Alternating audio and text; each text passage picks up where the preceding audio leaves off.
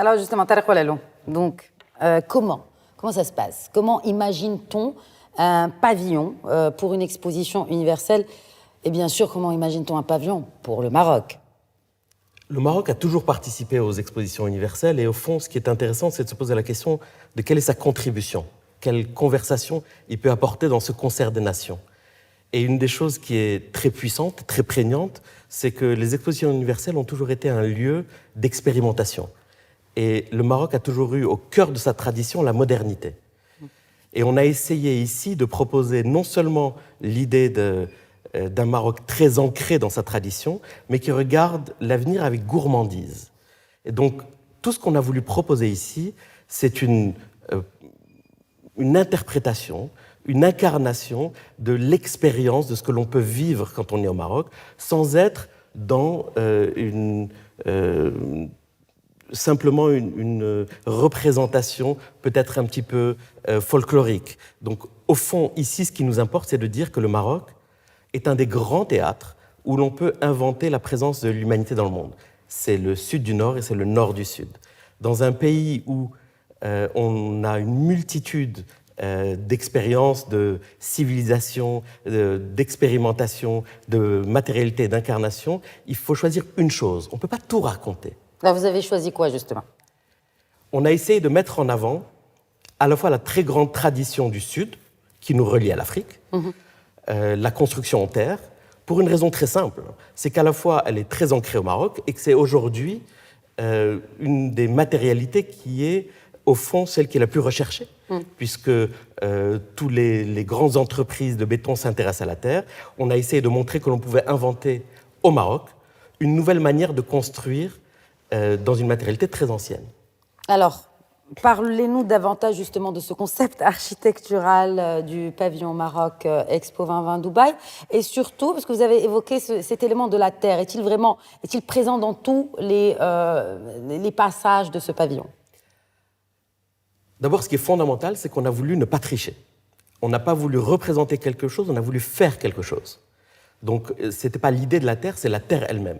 Et je pense que c'est ça qui parle du Maroc. C'est une expérience réelle, vécue et puissante, à la fois sensuelle, matérielle et incarnée. Donc, le pavillon a été imaginé autour de 4 notions très simples.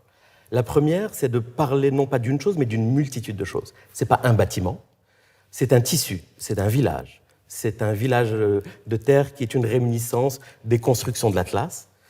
Donc, c'est 22 bâtiments qui sont une agrégation qui s'accrochent les uns aux autres.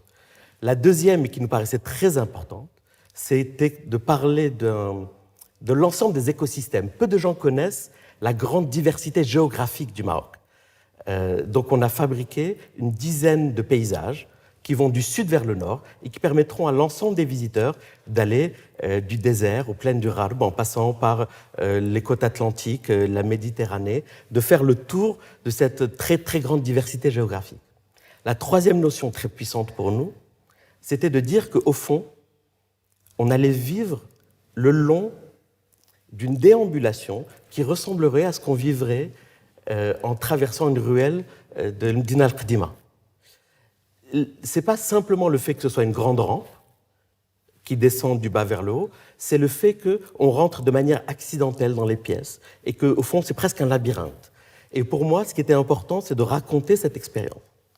Et la dernière notion, c'est Oustadar, l'intériorité, et que cette intériorité, elle soit partagée avec le monde entier d'Expo. Parce que le patio que l'on fabrique à l'intérieur du pavillon, on l'offre à l'ensemble des participants. Il est traversable, il est utilisable pour les gens qui visitent le pavillon ou pas. Et cette générosité de l'espace public qui rentre à l'intérieur du pavillon nous paraissait importante. Si vous nous rapprochez, vous m'avez fait rêver, vraiment. Vous m'avez transporté dans ce pavillon en décrivant un peu l'esprit de ce pavillon. Mais si vous deviez nous rapprocher davantage avec du concret, des chiffres, Tarek Oualalou. Alors, d'abord, après le pays hôte, c'est le plus grand pavillon qui est fabriqué. C'est le bâtiment le plus haut.